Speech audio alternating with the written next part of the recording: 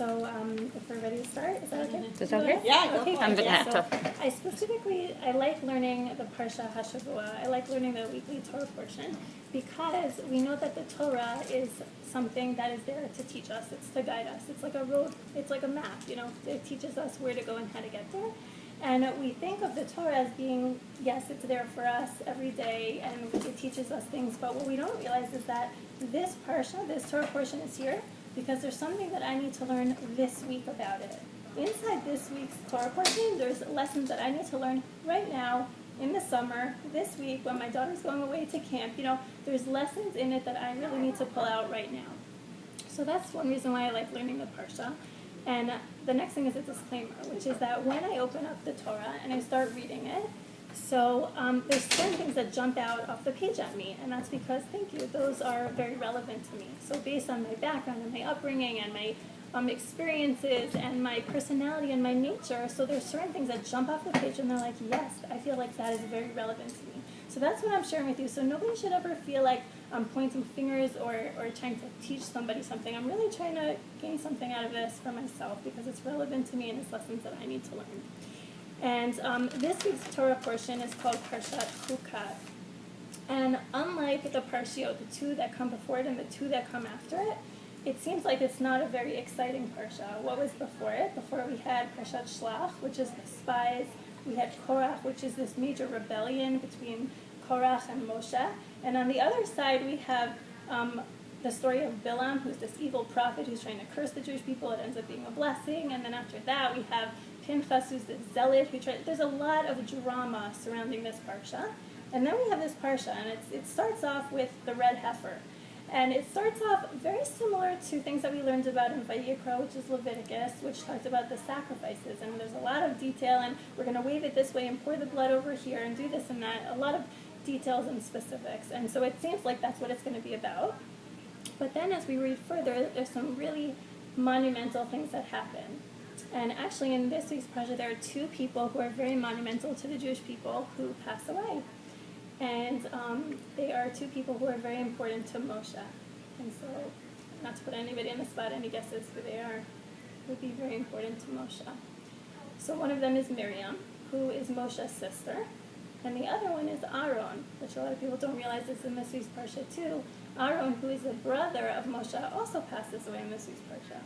So there's so much to say on both of them, and for time's sake, we're not going to talk about Miriam. Miriam is the one who, just very, very briefly, she's the one who, when the Jewish people crossed the Sea of Reeds, she's the one who took out her tambourines and started singing and leading the women in song. She was the leader of the women, like Moshe was the leader of the men. There are so many amazing things about Miriam. God willing, if we ever do like a Torah study on women in Tanakh, if you've done women in the Bible, she's definitely a very inspiring person to learn about. But Aharon is really an incredible person that I wanted to look at for a few minutes. So Aharon is the brother of Moshe, and strikingly it tells us very, very little about Aaron's death. If you look at the verses, it says that Aaron died, and it doesn't tell us very much. It tells us about he was mourned, but it doesn't tell us the details. So along come the commentaries, and they fill in some details. So Aaron, he passed away on Aleph Av, which is the first day of the Hebrew month of Av. He was 123 years old, and he died in the 40th year of the Jewish people traveling in the desert. And the commentaries continue and explain how he passed away, and it's really unbelievable. It refers to his death as a mitat nishika, which is the kiss of death. That's how it refers to his death.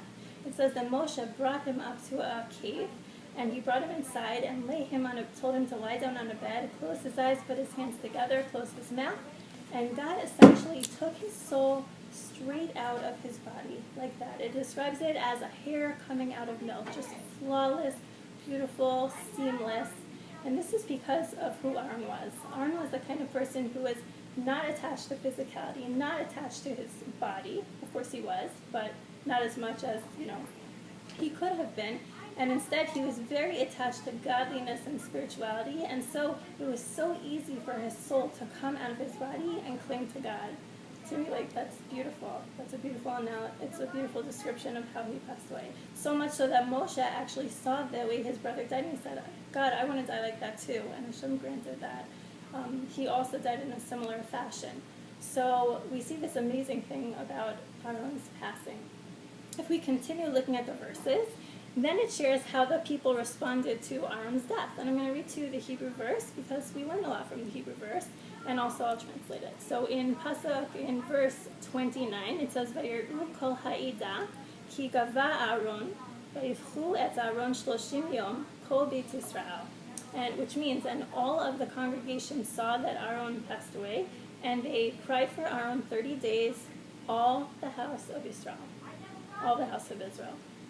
So, in general, when the commentaries want to understand something about the verses, about the Torah, there's certain things that they do. There's certain little key things that they look for, and one of them is repetition. So when something is repetitive, we have to ask the question, there's no word in the Torah, there's no letter or even dot in the Torah that's extra, that's meaningless, that's superfluous. So when there is, we have to ask, what's the meaning behind this letter? So that's one thing that they look at. So if I was going to translate this again, what would be the repetitive phrase? And all of the congregation saw that Aaron died, and they cried for Aaron 30 days, all the house of Israel. All the house of Israel. What's repetitive here? What would you say? All.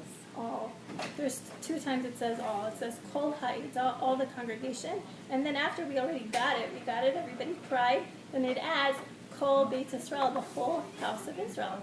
So why the repetition?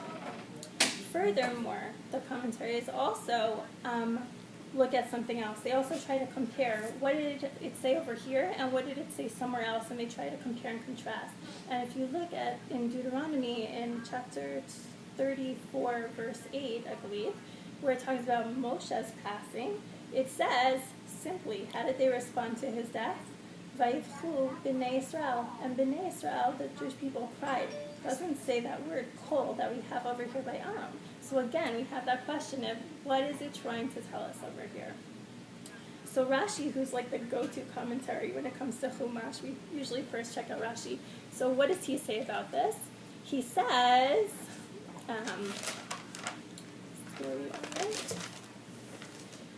it says that this tells us about what kind of leader Aaron was relative to what kind of leader Moshe was. So, one second. Oh, yeah. Rashi explains that while Moshe was mourned mostly by the men, Bnei Israel, the children of Israel, is referring specifically to the men because he taught them and he was mostly affiliated with them, Aaron was a little different. Aaron was mourned by both the men and the women. Kol Beit Yisrael, the whole house of Israel, mourned over Aaron. It wasn't just the men, it was universally the men and the women. So then we have to ask this question. First of all, why did he have this mitat neshika? Why did he have this special death? What's so special about Aaron? And second of all, why was he mourned so universally? Why did the women mourn for him too? So Rashi explains the answer to this based on a Mishnah in Pirkei Avot. Pirkei Avot is Ethics of Our Fathers. Maybe you're familiar with this. It's a pretty common one. It's a famous one. So in chapter 1, Mishnah 12, bless you, it says, Hillel Omer. Hillel says, Hevei mitalmidav shel Aaron. Be like the disciples of Aaron. Ohev shalom, virodev shalom. Loving peace, and what's rodev? Rodev in Hebrew is to chase. So chasing peace. So not just loving peace and going after peace or seeking peace. Loving peace and actually chasing peace. Picture the guy running down the street chasing peace. That's Aaron. That's who he is. And so Avot, the Rabbi Natan, which is an expanded version of Pirkei Avot, he wants to explain what is this all about, and he elaborates. So it's not a commentary, but an expanded version of Ethics of Our Fathers. And he says a few things about what this means about Aaron, and I'm going to share 2 of them. First of all, he says, when Aaron saw that there was 2 people who were fighting, 2 people who weren't getting along, I'm not talking to him, I'll talk to everybody else, I won't talk to him, Aaron would go over to those 2 people and he would say, we'll call him Reuben and Shimon just for easiness sake. So, Reuben, Shimon, he was really feeling bad about what he did. It's been years since the 2 of you spoke. He wants to make up with you. So he just doesn't know how. He needs a little push, but he's feeling really remorseful. Great. And he would go to Shimon or Reuben, whichever one I didn't say, and he would say the same thing to him, and the 2 of them would make up, and essentially Aaron would bring peace to these 2 brothers, to these 2 people.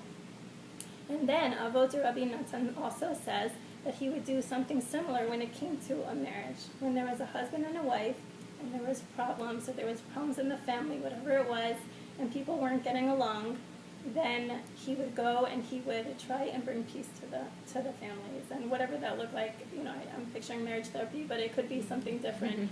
Aaron would come and he would, she really wants to make up with you, she really wants to make this work, whatever it was. And when there's dissension in a family, it's so difficult, and Aaron brought these families back together with his chasing peace. So much so that the Mishnah actually explains that thousands of children were named Aaron when he was alive because of all the unification that was happening in the children that were coming out of these reunions of husband and wife, that their children were named Aaron after him. So from this we see, why would it say Kol Beit Yisrael, the whole house of Yisrael? Because it really was these entire bayit, this whole family, these whole units of people were coming together to mourn Aaron because of all the shalom, all the peace that he brought to their lives. Which is really amazing, because when we think about who Aaron was the high priest. He had a lot to do. He was the only one who was able to go into the Holy of Holies to do certain services in the temple, in the tabernacle. He had very important jobs to do, and he could have really separated himself and said, no, this is what I do. But no, what did he do? He involved himself in these nitty-gritty details of relationships. And it must be that he really believed in the cause. He really believed in the cause of shalom, of peace. So when I hear that, I think, okay, peace, that's nice. I also want peace, right? It seems like a very nice concept. What's so good about peace? Is it just that wonderful feeling that we get? What is it about peace? So actually, my rabbi, you had told me you know Rabbi Friedman. So the rabbi of our shul, Rabbi Friedman, this past Shabbat, he told in his sermon a beautiful story. And my husband shared it at the Shabbat table. I wasn't at shul. And I wanted to share because it's very applicable. So he said, with regards to Korach from last week's parsha, so Korach was this whole rebellion, and the whole nation was divided. It was an awful time period. There was a lot of what we call in Hebrew machloket, which is dissension and rift, and just, it was terrible. And so the Gemara explains, are you familiar with Gemara? Okay, so the Gemara says a midrash, I think it's a midrash, which is like a deeper story, something that we're supposed to learn from. Not exactly, we don't actually take it at face value all the time. So the midrash says that the sun and the moon came to God and started what sounded like a threat. They said, we're not going to shine anymore. We're not going to shine anymore if you continue to allow this dissension and fighting amongst the Jewish people. We're not going to fight. So Rabbi Friedman explains, what is this? Is this a threat? They're threatening God. We're not going to shine anymore if you don't get involved and help out. So he explains a really beautiful thought, which is, and I don't know the source of it, but I'll share it anyways, is that he said it's not a threat. What they were saying is not that we refuse to shine, but our shining is not going to do anything. Our shining is not going to cause any light for the Jewish people, because what happens is when there's fighting, it doesn't matter how much blessing, it doesn't matter how much light there is, but that light, people don't benefit from it when there's fighting. And I know this to be so true in my own life. I can have blessings upon blessings around me, but if I'm fighting and there's this feeling of with somebody, it's so over encompassing and consuming that I don't even realize and recognize the blessings around me. And that's what lack of shalom does, and that's what shalom does. Because when we have shalom, the opposite happens. It brings down blessings into our life. All of a sudden it's like, wow, it's light, it's beautiful, my life is so perfect because I have shalom and I have peace with other people. And that is the power of shalom and peace. And that is really the power of Aaron. And I think it's no coincidence that we learn about the death of Aaron and how amazing he was in terms of the shalom that he brought to the world. It comes at a time that's very, very hard. It's summer. We just got past the summer solstice, which is the longest day of the year. And in Atlanta, it is the hottest day of the year. And it's unbearable sometimes. And we're starting to, our patience is starting to wear thin. And we come home and our kids and the family, and it's hard. Everybody's pulling at us. And we think like, okay, now I'm tired, now I'm done, I'm ready for it to be dark at 9 o'clock finally, And really, I feel like the Torah portion is saying, no, it's like this time exactly when you need to pull through and be even stronger. When it's so hot, when it's so long, is when you need to even pull through and be stronger, especially because we're on the verge of, we're coming up to Tammuz and Av, these very difficult months when there was so much disunity, and we're still facing these problems today of a lot of disunity amongst Jewish people. And it's a time when we need to unify. And I feel like this Torah portion comes right now to say, I know it's hard, I know it's